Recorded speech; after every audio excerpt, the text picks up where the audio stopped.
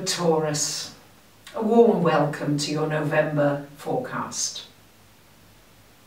If you like, this month is a relatively calm month, and next month we get some important astrological shifts that are going to affect you personally and also globally.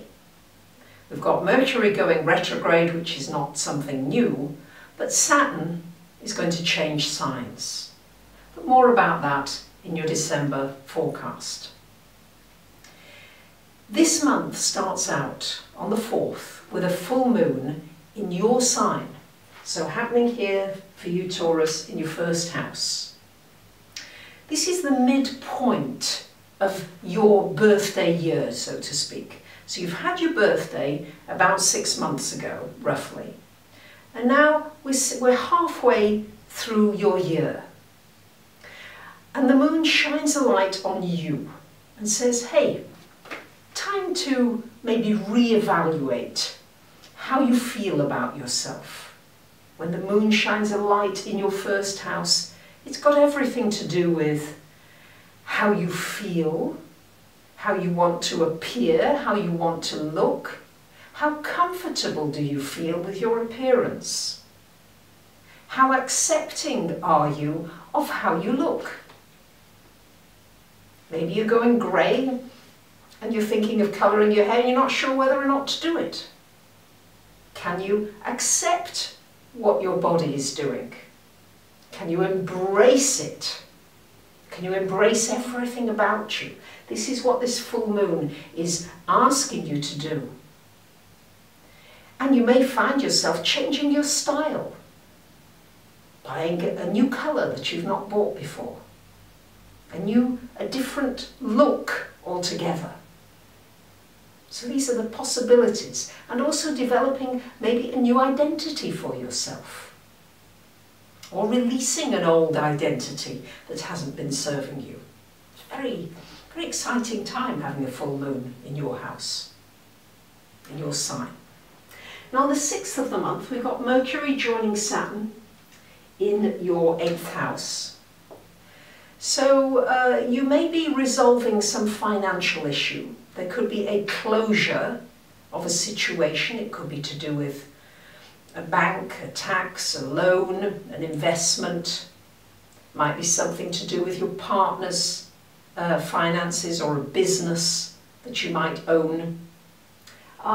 It's also a good opportunity to get your finances in a lot of order and to do it in a nicely structured way.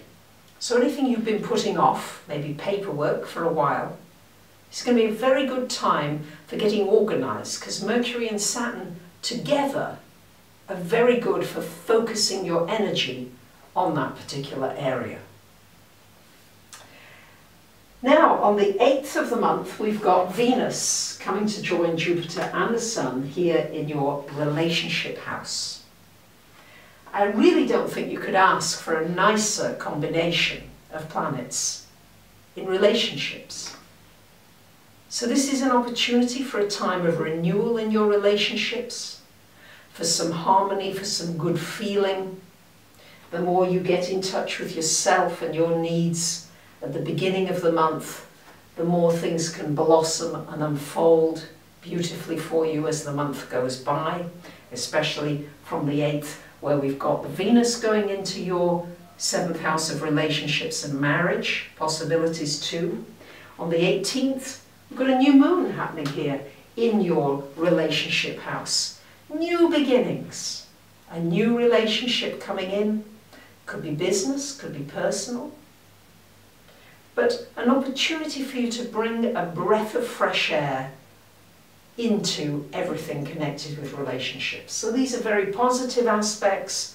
If you can get your thinking in alignment with saying to yourself, my heart is open, because having the Sun in the 7th house, that's where your heart lies. So my heart is open to other people, and I'm really just going to stop judging everything I see in people, and I'm going to just open myself up and have some new experiences. And that can bring you romance, it can bring you a whole revitalization of all your relationships. And on the 22nd of the month, we've got the Sun coming into this 8th house, shining a light on you, looking at ways of becoming more intimate with people.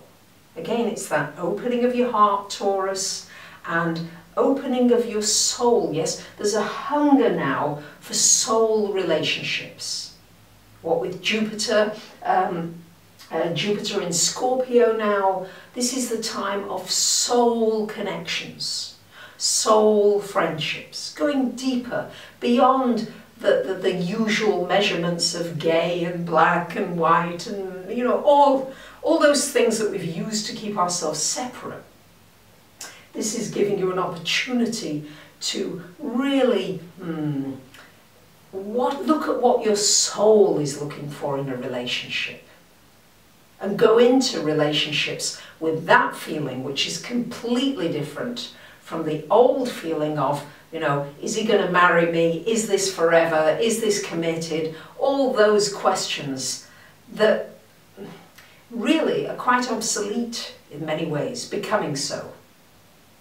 I might get some feedback about this from you, but you know, I've got to keep these videos alive and different and growing. I have such joy when I make these videos for you, and I hope that you can feel that coming through.